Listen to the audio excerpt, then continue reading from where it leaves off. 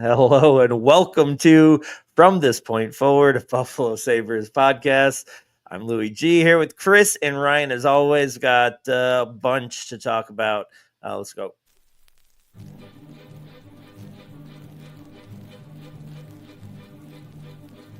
Let's acknowledge the fact that in one of your favorite movies of all time, you thought the slogan was "Ducks quack forever" instead of "Ducks fly together."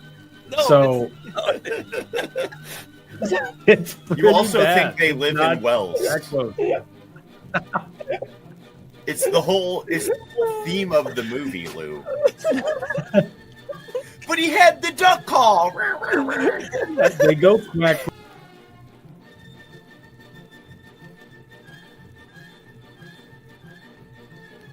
It would be Malcolm Subban, mostly because that one season where instead of letting him play for the Sabres for the last game of the year, they had him sing the national anthem. And it was a real, like, you're under contract, the season is over. We know you've only gotten to be up here a couple of times. How about you come back up here? Oh, great, I'll put my pads in the car. No. You won't need them. Just make sure you warm up the pipes when you're driving down the 90.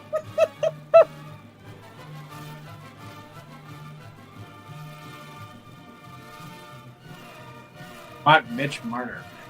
You heard it, Mitch. If you want to sign here, you can drill Ryan's mom.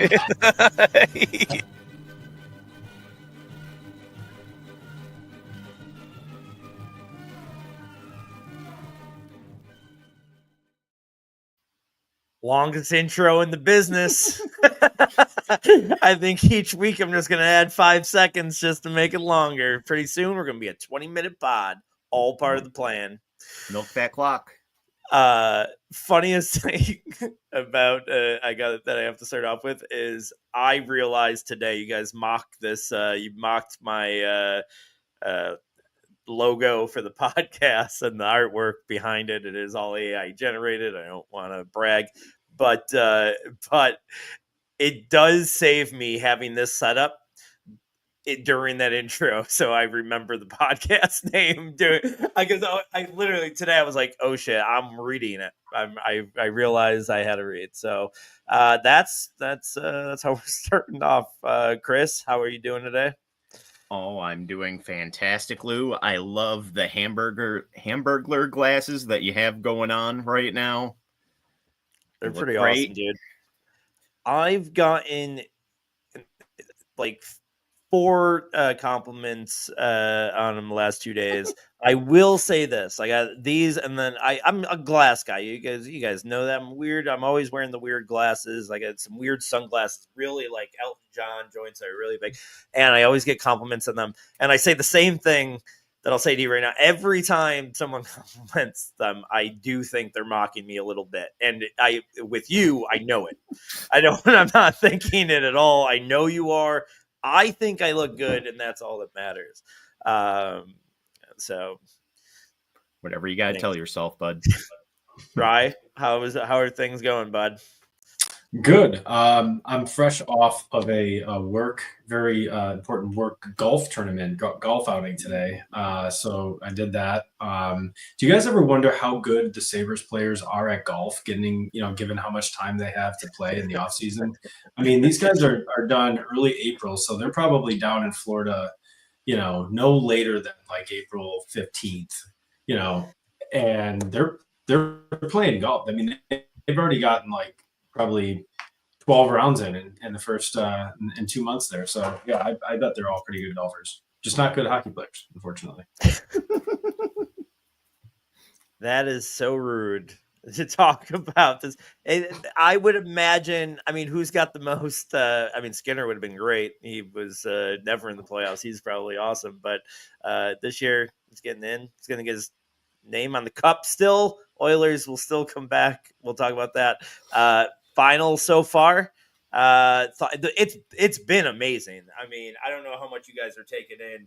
I've actually caught quite a bit because it's just been really, really good hockey, few overtime games, one away from breaking the record. I feel like it's so weird, but just Edmonton losing that game, and I guess in the fashion that they lost the other day, has like ended the series in a lot of people's minds. And I just, whatever. They're the best team they got two of the best players in the world. Like, they can't go steal a game in Florida. I'm fully anticipating a Game 7.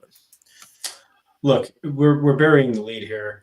You guys are obviously are in the know here on this, but Game 4. Okay, we're in this little group chat here, and Chris, points out, I think when it got to be either 2 or 3-0 Florida, that oh boy, this is embarrassing in their home, in their home rink, getting run out. And that instant, I was just like, boom, I gotta bet the Oilers. And I was like, I'm gonna live bet the Oilers. And so I looked, and I think it was like plus 1100, but of course that's not good enough for me. I have to then also, I was like, listen, if the Oilers are coming back, Connor McJesus is obviously going to be one involved here. So, I mean, how the hell did that happen? I mean, so I took the parlay for 1 goal and 2 goals. This guy didn't. I mean, the guy had like 3 points, but assists don't give me shit. I suggest though that was the best failed parlay of all time. I mean, come on, that had some juice. Like that gave me some life for a while. I actually didn't even watch the game. I went to sleep because I know. I texted you, and you felt I was living at the seat of my pants on your parlay. Like, I was all about it. And same thought process. Like, if you woke up and saw, if all you did was fall asleep at 3-0 after you put that bet in, and woke up the next day and saw 5-4 in overtime, you like, how much would you have paid? Well, if I would have offered you 85% of your ticket, would you have taken it? Probably not. No, I don't think I would have. Like, you would have just assumed.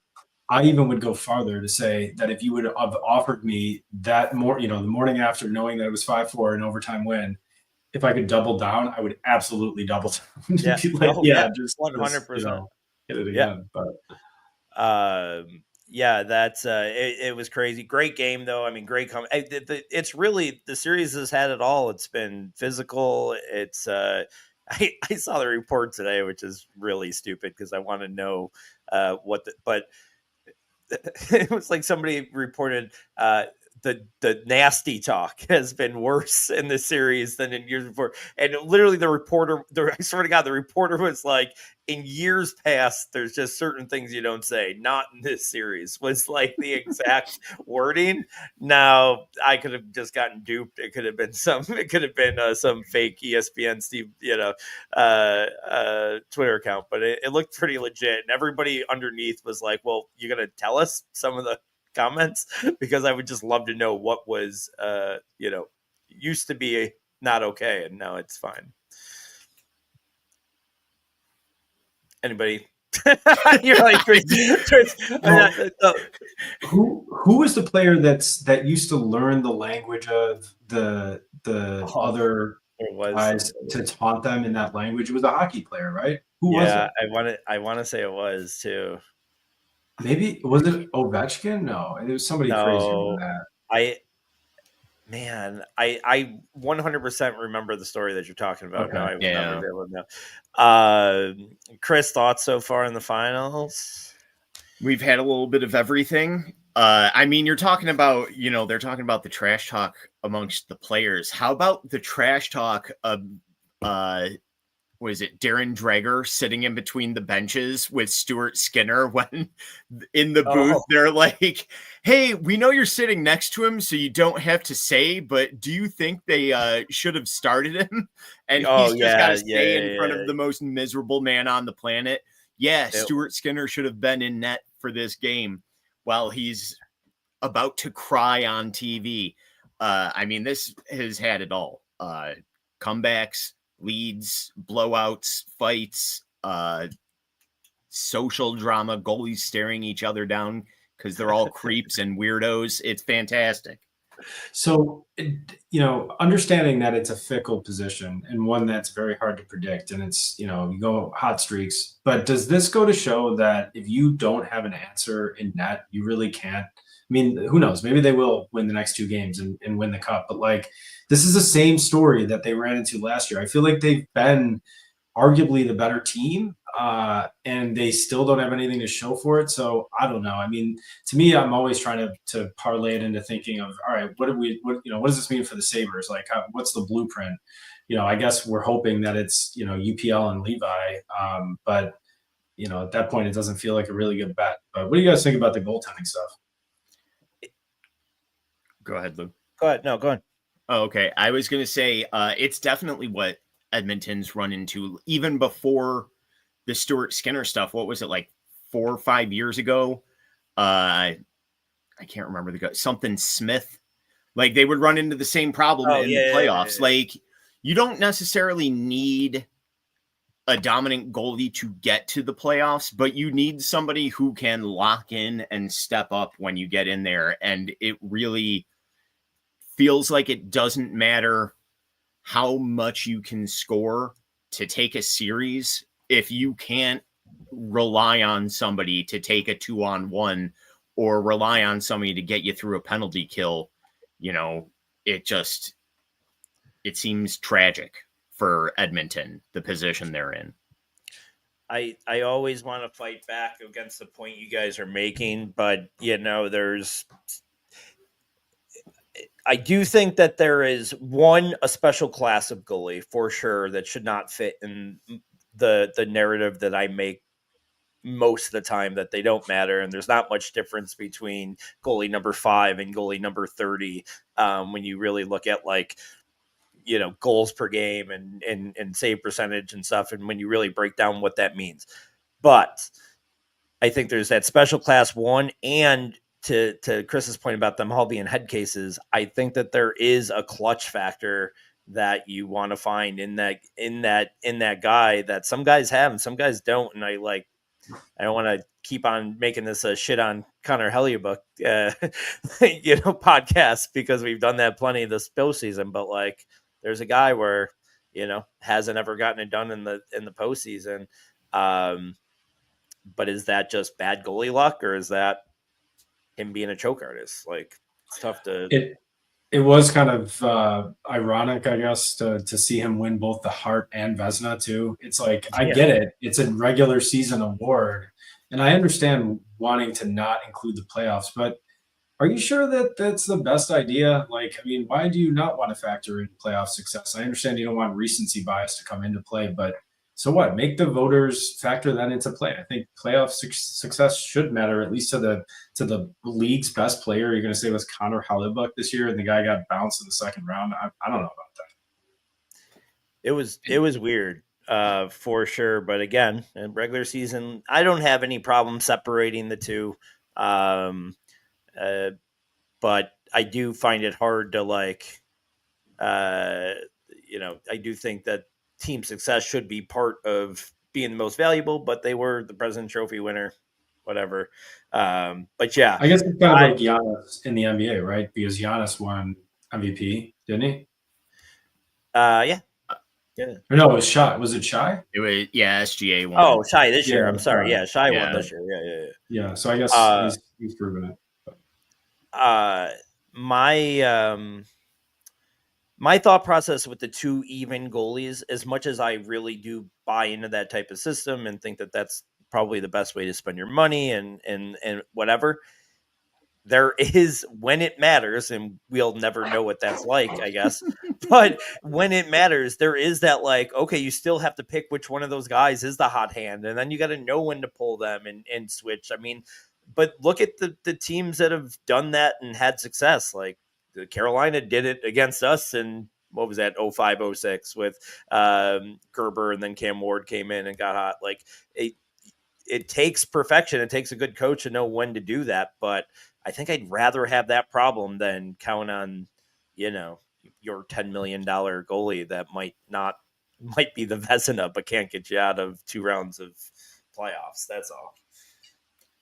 No, I get that. But I think a big part of the goalie, the big difference between regular season success and how goaltending doesn't necessarily matter as much and then the playoff one is, I think it's just coming down to that, facing the same team every other night for 4 to 7 games and having somebody who can lock into that and take the other team adjusting to them and not being able to just run their motions through the game.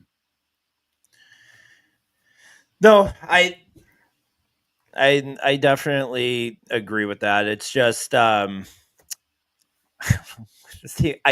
this team specifically, our team, let's talk about it, it's a tough decision for them to make with these two at this point. It's the worst time. If they were year 2 of rebuild, it's an easy decision just to bring these two back and have them play 40 games apiece, whatever. Like right now they have to decide if Levi is just going to be ready to throw in there like they wanted to do 2 years ago and it didn't happen. They can't afford that to not work out next year.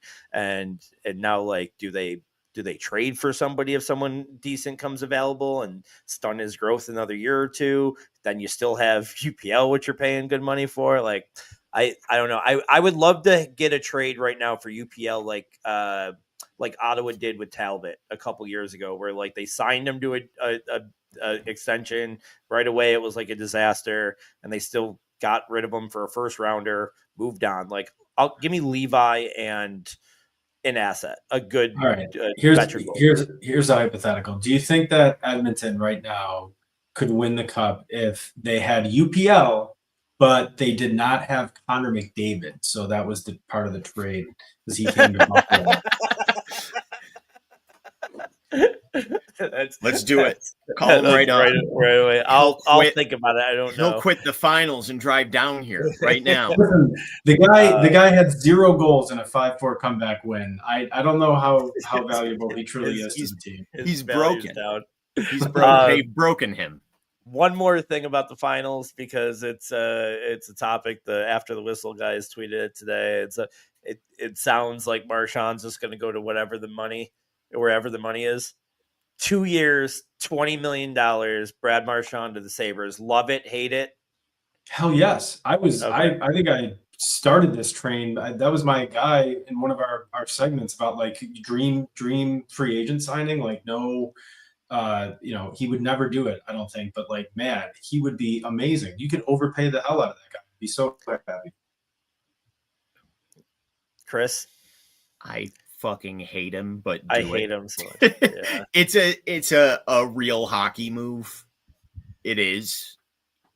Do it. Yeah. I mean, he's so old, but I mean, he's playing. I mean, he's playing at. He's won. Bennett's the favorite right now. I think Bennett's minus 225 or something to win the Conn Smythe, but he's plus 350. Like, he scores the game winner next game or something. He's the Conn Smythe. Yeah. So I think it's really between those two guys. So yeah, I mean, I hate him. I don't know if I'd ever be able to see him. I'm sure I could. Right? Like, it's like Barnaby, when he was on your team, you loved him. When he was off your team, you hated him because he was a little rat, and whatever. Maybe we could grow to love him. I just wish that that he would go to Boston and do some of the shitty things he did to us when he's there. Some cheap shots. All right, that's it for the finals. We'll next week we'll know who won it all. We can talk about how McDavid has finally won his cup, so he can live Ryan Muir's dream and demand a trade to the Sabres this offseason and come to us. Going to run through some of the draft prospects here. I know we are not an NHL draft podcast, nor have we heard any of these guys' names before. Right speak now. For yourself. Speak for know yourself. Them all. Right? Know them all. Had them over for meetings during the combine. Matt Schaefer looks to be like number 1 defenseman. He should be the number 1 overall. Caleb Deyaunier. Now, I want you guys to make fun of me. I should have made you in the private chat look at this name and saw it and pronounced it, because it's like spelled like Desyoners, and it's Deyaunier. because I'm very French, if you didn't pick up on that. Don't know much about him, but a really good two-way player, they say. Michael Misa, which I love that name. James Higgins. Porter Martone is, I will say this, I don't know if it's Martone or Martoni. Maybe I should say Martoni because it makes him sound a little bit tougher. But that, I will say he's the first guy that, when looking at his profile, is the one that I hope from the top falls down a few spots for the Sabres, because he's just like this big, tough dude, power forward, hits everything in sight. He's like 6'5". He's great. Anton Frundell. I think, Chris, you have his scouting report. Anton?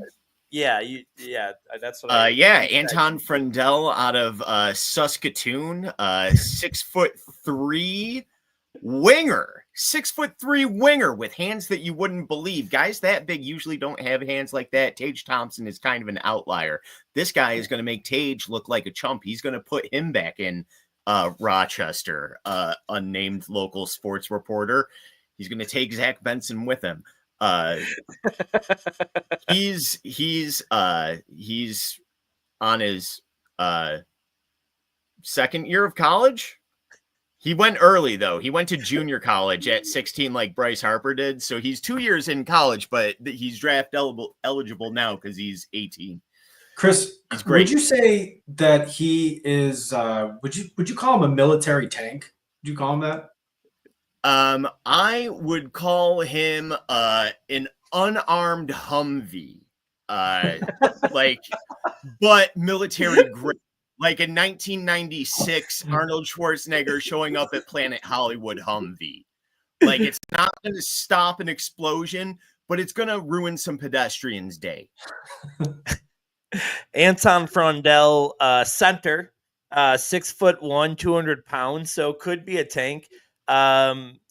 He's not anywhere that's from a college. He's from Dujardin, which I don't know where that. Frundell, I think, is. If I had to guess, he is Swedish, but I don't know that for sure. Yeah, he's from Swedish. Correct. Frundell has the ability and hockey sense to play both center and wing. Chris? Yeah. He arguably has the best one-timer from the weak side flank on the power play in the draft class. Frundell tracks up and down the ice with ease and has the strength and weight to extend plays in the trenches. He produced 11 goals and 14 assists at the pro level this year. So, all that for that, and he's the 6th overrated guy. He also came off of he only played 29 regular season games because he came off of a knee surgery the year before. I don't need any more I don't need any injury guys. We are looking for the next Zemgus Girgensons, folks. Let's find it. Roger McQueen's a monster. The kid's 6'6", 200 pounds, center, but he also had missed much of last season with a back injury, right away, just disqualified. Don't even let that the GM, whoever it is down there, if it's Kevin Adams still or if he's just a puppet, don't let them even look at these guys. The Sabres doctors thought it was a foot injury the whole time. They didn't even... they're just listening to this podcast now and just be enlightened them. Victor Eklund, I like the idea of this kid. He's small. He's 5'11", 160, which is insanely small. But his brother William just got drafted a couple years ago by San Jose and is a great player, really, really good player. If he grows into that, William's just the same size. He's 5'11". The Sabres are notorious for drafting the shitty brother. Shitty brother. Alex Nylander and William. Brother. Didn't we have Brett Lindros at one time? I'm almost positive we did. Dude, that is such a good. I will have that that research done next week because we obviously know the Nylander one's easy, but the guy, the original guy, who was the brother that played on the Coyotes, and we had Grant, not Grant, the Primo. No, Primo. Yeah, that's right. Yeah. We had Keith Wayne Primo was like Yeah. we had his fucking shitty brother Wayne. Dude, Keith Primo was. I have a Keith Primo Hartford Whalers jersey still to this day. All right, and then the last guy I'm going to mention because he's the 9th overall ranked on this guy's rankings, but also like everything about him. We're picking 9. This is the 9th guy, 6 foot, 186. They say he hits everything, score like everything that you want to hear like about the Sabres, scores goals in the dirty areas, tough, gritty, total team guy. I do love that that's in a scouting report. Like, who are they talking to where someone's going to be like, oh yeah, he's a horrible teammate. Don't try like, what the fuck, whatever. Total team guy. When not, that is my, that will be who we are now. A Brady Martin to the Sabres podcast until he's no longer there. Was there any names of that 9 or other ones that you've read on that you're like, oh, that will be my crush? I do remember the year that Cassian got drafted. He was my crush because everybody said he was like just a monster that hit everything, which he was. But I think that was probably also like women and children too, but like he was not a good person, but he, I did get, I love that of like not knowing anything about these guys, gaining a crush on somebody 3 weeks before, and then them actually drafted. So mine's now Brady Martin. Are you guys joining the Brady Martin train, or did you have somebody else that you liked? I have ignored all of the prospects because I want them to trade this pick with somebody for something. The only thing I have heard about the Brady Martin train, and if this was a Buffalo Bills draft, Brady Martin would 1,000% be going to Buffalo, because the only thing I heard about him was that he was skipping the actual draft event to work on his family's dairy farm. And that's Sean McDermott is going to break into the Buffalo Sabres draft room and make them draft this guy. Oh, 100%. I love that. That's got one Buffalo written all over it. Good character guy that can't play a sport, you know? Gotta love it. Gotta love it. Rye, did you have any crushes over there? And as a lifelong fan of this guy since learning about him today, I just frankly, I have two crushes. Number one, Roger Lightning McQueen. I mean, come on, that guy has to be a good hockey player. He's got the last name of McQueen. That's awesome. And then I think I don't know anything about the tiers of this draft, but what I would want to do is potentially toss in anything beyond a second round pick in the NHL draft is like what I do with fantasy 3rd, 4th, and 5th rounders. I treat it like candy. I could just sweeten the little pot here and there. I'm just going to toss that shit in there. So give anything you want to get it to like the top 3 or 4 or something, right? Maybe go get the best. I don't know. Go get one of these. Go get the Desharnais or whatever the thing that you couldn't say, or right? Did I say that right? Desaunier, I think. I think I added a little bit. A little flair on there. I think there was a little Louis G flair on that one. No, I think it's Desaunier. It's spelled Desnoyers, so I'm just gonna. Yes, but it's Desaunier. You have said it 5 different ways. No, it's Desaunier. Desaunier. Dude, I'm telling you. I'm gonna call his mom on the next podcast. It's 100% not that. You are adding way more like it's Desaunier that is necessary. Oh man, we're gonna pull up a YouTube clip while you guys are talking about something. No, it's definitely Desaunier.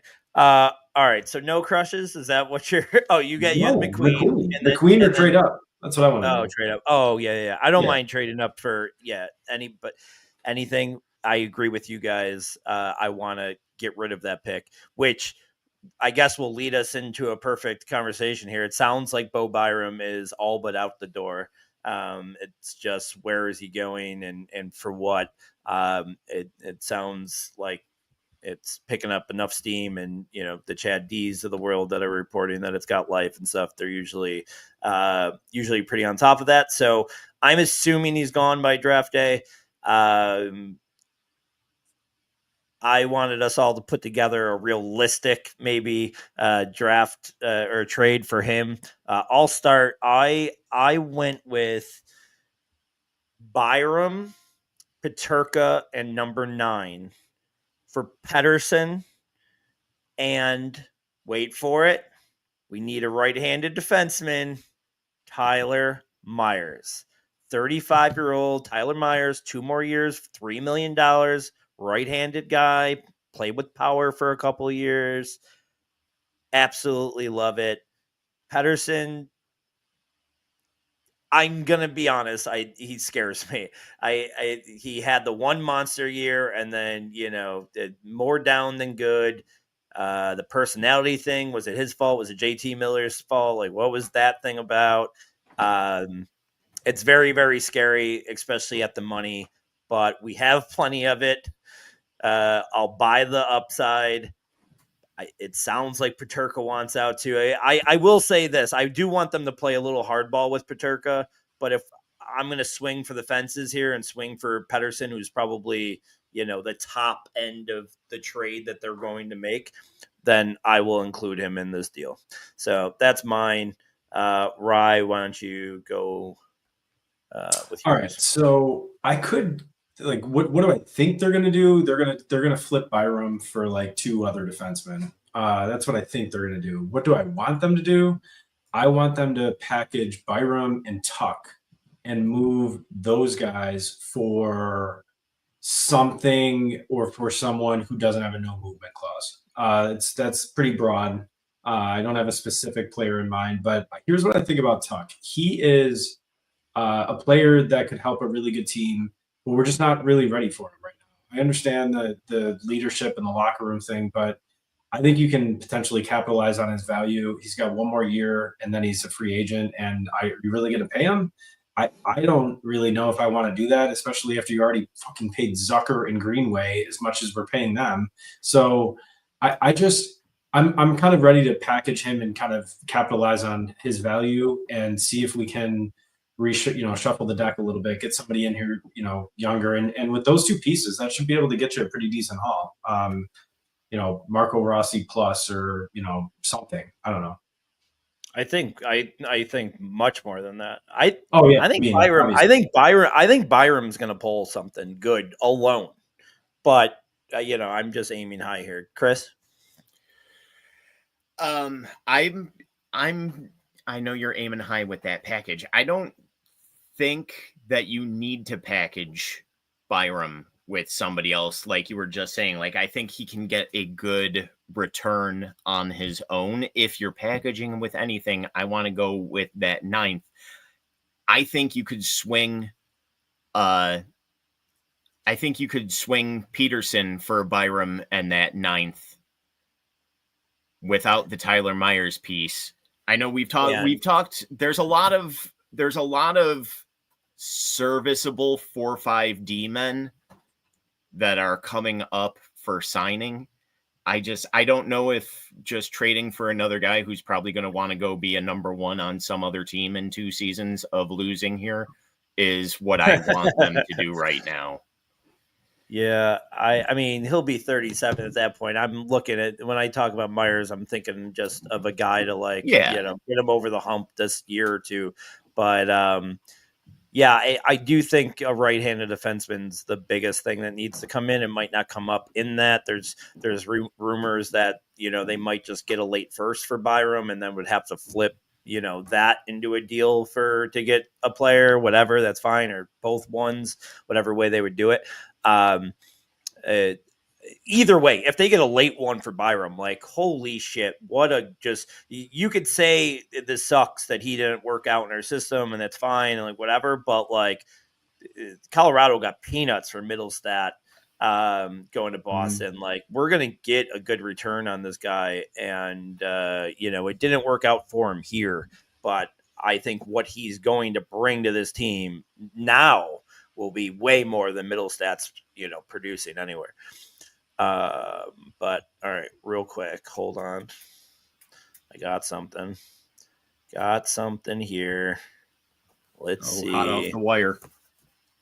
We're going to try. Oh, buddy. It's number 10 in the 2025 top 20 rankings. Caleb, and I'm not even going to pretend that I know how to pronounce that last name. See? Oh, is it somebody smarter than you, Lou? Look at that. Dude, that is so incredible, and I promise you, I did not know that. I swear to God, I did not know that was coming. That is fucking hilarious. It's Desaunier. You have said it differently every time you have attempted it now. Hold on, I wrote it down the way I want to say it, so I will tell you. I don't think I've said it different each time. It is, oh yeah, you are right. I keep on adding an S. It's Desaunier. Desaunier. The S is silent. Dude, I'm going to figure out a way to show you guys this once. All right. But in the meantime, we are going to finish our drought draft. We are going to get into the heart of things. We are through 12 rounds. The only requirements are they couldn't have played on a playoff team before for the Sabres, but you can use that player at their prime, whether it was with us or on another team. I'll go run through the teams really quick. Chris, through 12 rounds, has Rasmus Dahlin, Middlestat, Bogosian, Peterka, Greenway, Montour, Kulich, Evan Rodriguez, Marcus Foligno, Lehner, Labushkin, and Cousins. Chris, you have 7 forwards, 4 defensemen, 1 goalie.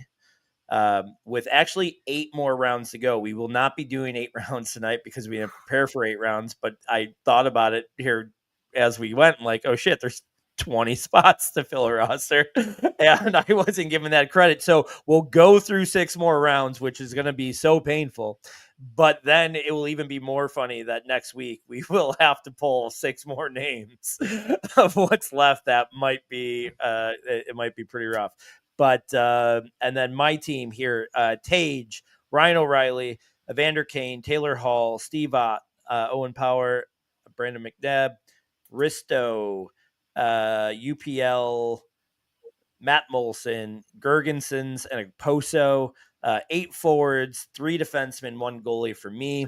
Ryan, you got Eichel, Reinhart, Tuck, Skinner, Hagel, Benson, Byram, Allmark, Levi, Zadorov, Quinn, Olofsson for 8 forwards, 2 defensemen, 2 goalies. Even as I explain the rules there, it even makes me hate your Hagel pick even more. But I'm going to keep bitching about it. But it's still on the roster. I will have an appeal somewhere after the teams if you win the vote. But listen, I was at a game that Brandon Hagel played for the Sabres, and it was a Sabres development prospect camp in 2016. All right, I was there. I saw it. All right. Well, we are starting the 13th round with Chris. Chris, go ahead. And who is the first pick of the 13th round? I am going to keep filling out my defensive core. Whoa. Give me Christian Ehrhoff. That's the guy. We both were talking pre-show, and we're like, oh shit, we I think we zeroed in on him at the same exact time, and we didn't want to tell each other who it was. But yeah, that's him. I can't believe we didn't get. He should have been maybe the first defenseman picked after Darlene, I guess. I love it. I mean, go ahead and you can say whatever you want about it, but that's great. I mean, this is one of those guy who had a great career showed up here, and I was convinced he was on that last playoff team. Me too. Me too. Happy to have him on my squad. It's crazy because he flew or whatever. Like Pegula gave him all that money because that was right after Pegula took over. It was literally, I mean, and it all just coincides with the start of the drought. Pegula taking over, him going and paying Ehrhoff $1 million that he was still getting paid, I think, 2 years ago because they bought him out. And I think the buyout went so many years. So yeah, that's that. That was a great pick. I'm going to go. There's a lot of good defensemen. I say a lot of good defensemen. There's a decent amount of defensemen left. I want to go back to the forward ranks, and I think thinking about it in the sense of getting them in their prime, even though he was not bad here. He was a captain.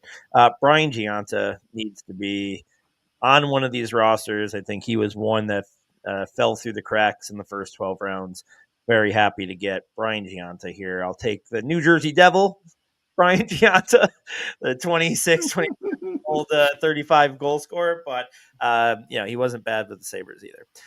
Ryan for 2. You look like you're really looking over your board. Yeah, I was trying to figure out if this guy qualified, and I believe he does. What my decor is Zadorov and who else? You got Zadorov and Byram? Yes. Yeah. Yep. Nice. All right. That's pretty solid. I'm going to contribute again to this decor, not because I think he's going to get taken, but because I'm running out of names. So I'm going to go with Robin Regier. He is, I think he was pretty good before we got him. He's a defensive defenseman. And I feel like he was just pretty sound. Like, he was not going to really impress you if you weren't paying keen attention to the game, but he's pretty good. All right. Now I'm really digging to the bottom, and I know I don't have to get this guy right now, but I have to be true to myself, and I have to take Cody Hodgson here. Positionally doesn't make sense. I have this faulty idea in my head that he was better than he was when he was here, but maybe it's because I met him outside of Sky Bar one time and he was a nice guy. So I was like, hey, Cody Hodgson, pretty cool. So I'm going to take Cody Hodgson. All right. That's all. I've spent more time than I needed to explain that. I like that. Hodgson and who was the other one? Robin Regier. Yeah, Regier. Neither on my list, but that's fine. I'm sure you're doing fine. I'm going to go. I think McLeod is too good of a player right now to not be on this list. I know he's young still. I know it was only one good year, but man, that looks like such a win. As much as I want to shit, and we all want to shit on Kevin Adams, that trade for McLeod looks like it is really going to work out. That player is. I loved everything he did this year. Chris for 2. Give me William Carrier and Jason Zucker. Ooh, Zucker's good. And Zucker's really good because he's had even better years than he had here. In Minnesota, and he's had some great years. So yeah, that's a good one. That should have been probably sooner. I'm gonna go.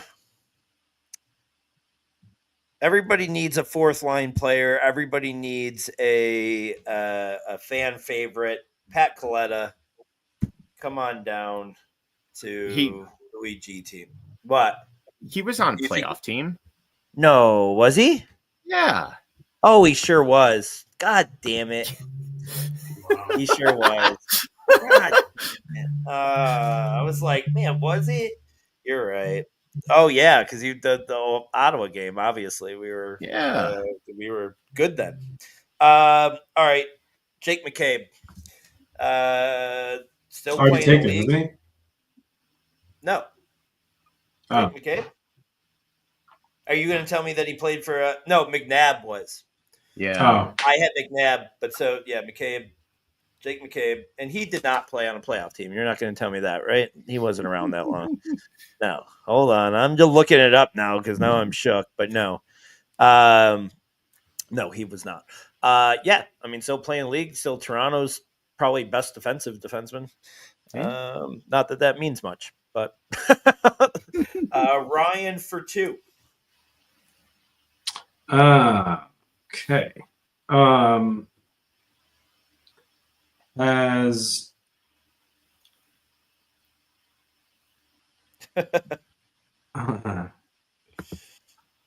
has Larry Playfair gone?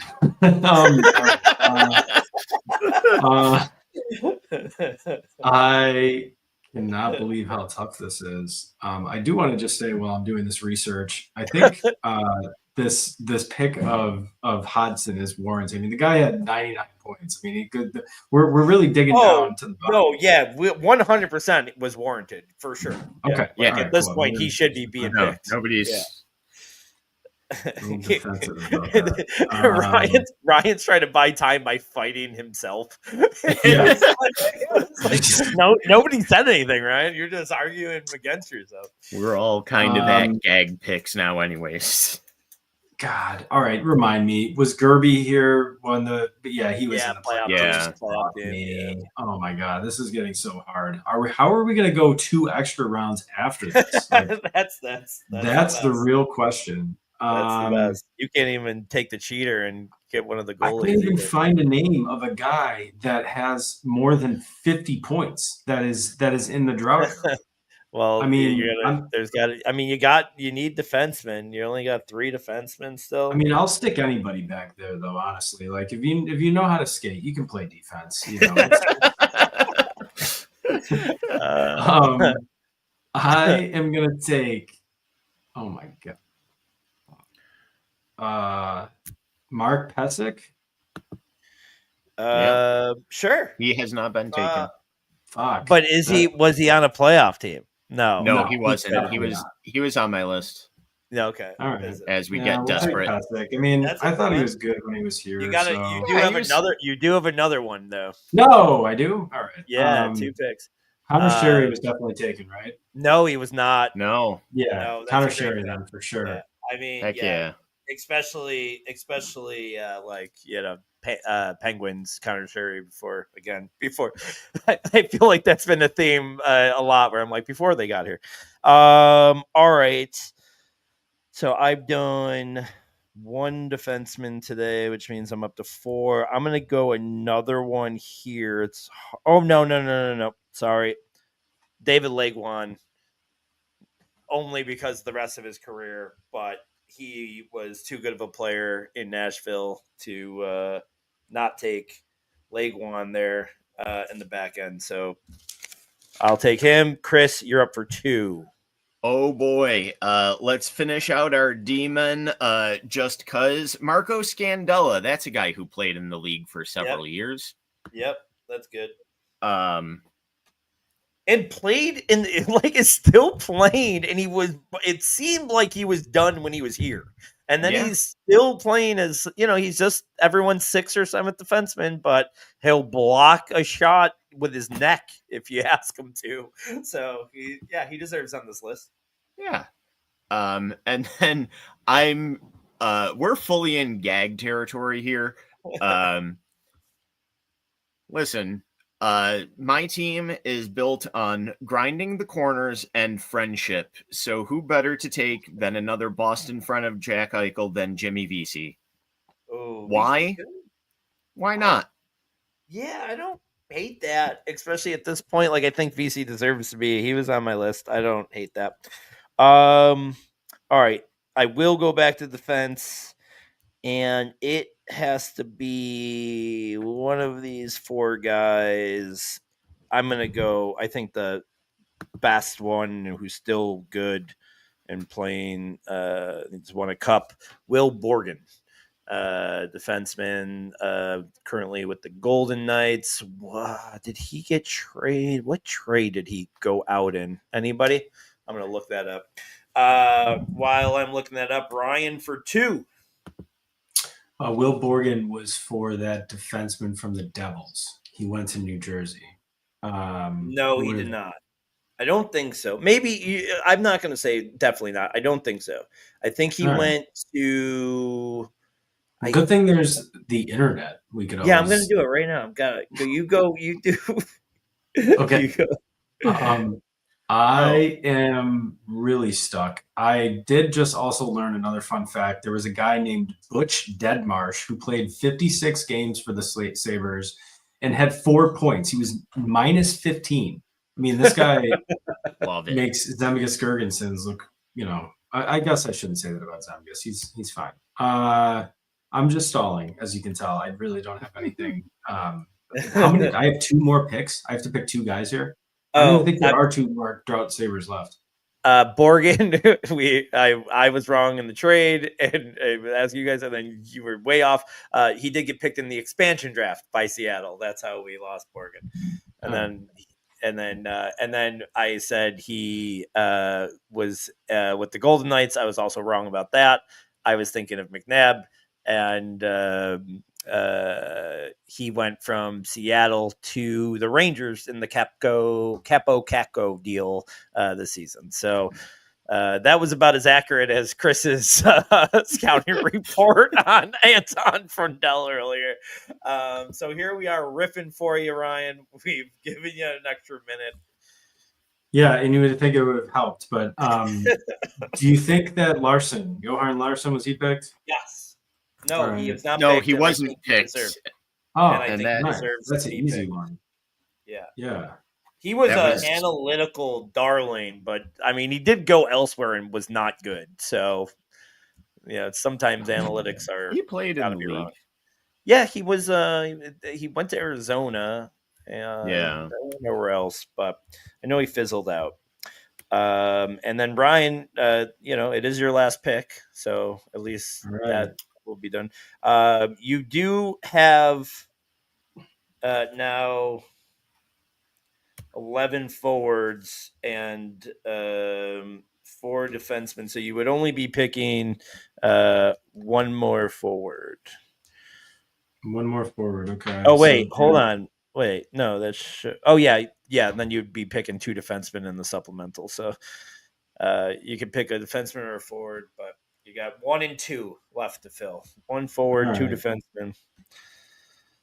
All right, I'm gonna go with. Did we get Victor Antipin? We did not, and I like that. Yeah, let's go with Antipin. He got everyone hot and bothered for a while. Everyone was like, "This guy, I can't believe he's not playing more." And it's like, guys, we are the worst hockey team. We can chill out, all right? Yeah, everybody really loved him, which was going to bring me to another guy, and it would be such a good transition. You know what? I'm going to do it. I'm going to do it. I'm not going to say why I'm going to do it, but you did. Lawrence Pilot was very much the same way as Antipin. They both came around the same time. Everybody was like, these 2 kids are going to be great. And then they didn't even want to play here. And then who was it that ruined them? Was it Kruger that ruined Pilot? I don't know even which coach it was that just would not play the kid, ruined him. And here we are. So Lawrence Pilot will end my my thing here for round 18. And Chris, love it. We're in full why not territory, and I'm just gonna pick this guy because I liked him. Let me get Rasmus Asplund. All right, that's not bad. I just liked him. Yeah, I mean, another kind of analytical darling. What were you going to say? Never quite got there. What do you guys think of instead of the last two players, which will be undoubtedly dog shit? What if we did? We pick a GM and a coach in the drought years too. I think that's great. Well, there's only 2 GMs in the drought year, isn't there? 3. No. There's 3. More. Regeer, There's more. Botterill, Adams. Wasn't Are we all? wasn't Am I wrong? Oh, there was one more. Yeah. Tim Murray. Yeah. Tim Murray. Jeez, I'm like, man, how did I forget Tim Murray? Hold on. New development.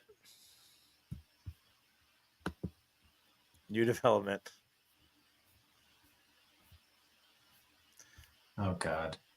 pronouncenames.com.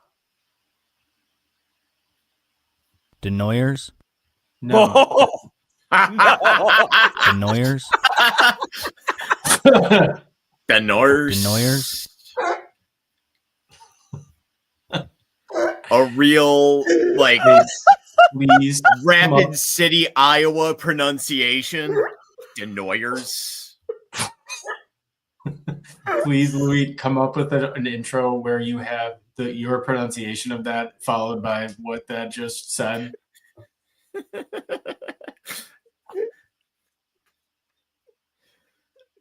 So embarrassing, but so great. Oh my God, Shameful. that's so funny. I'm so Shameful. dumb. I thought I nailed it. I literally I was saying it like practicing it before the podcast, thinking, oh man, I'm gonna crush this because they always make fun of me. No, I will say I was looking at the NHL like website because I think his brother or something was drafted, and they have a pronunciation guide in there, and it's Denoye. It's just Denoye. That's what they say it is. Okay, yeah. That was close. Well, man, I will say, awesome at ending this podcast right at an hour mark. Though I don't know that there's some production. There is some production perfection in that. I don't know how. 30 minutes of it was just us rambling, but here we are again. Finals prediction, quick, Chris. Oh man, let's go. Connor McDavid wins both of these games and gets right on the highway from Florida and drives back up to Buffalo, the promised land. Ryan's got the pull-out couch ready for him in the den. Let's go. Ryan, I mean, is that what you're pulling for? What's your prediction? Yeah, let's go. I'm with. We're an Edmonton Oilers podcast. Yeah, I co-sign that. Yeah, man. Let's go, McDavid. Let's text it. Let's go in the group. Maybe I'll come out of retirement. I'll throw a $10 parlay in with you. Let's do this next week. I'm just like, guys, I got $7,000 on Connor McDavid being a Buffalo Sabre next year. You think it's easy money? Brian Mura broke it here first. All right. Well, this has been From This Point Forward, a Buffalo Sabres podcast. For Chris Plumer, Ryan Mura, I'm Louis G.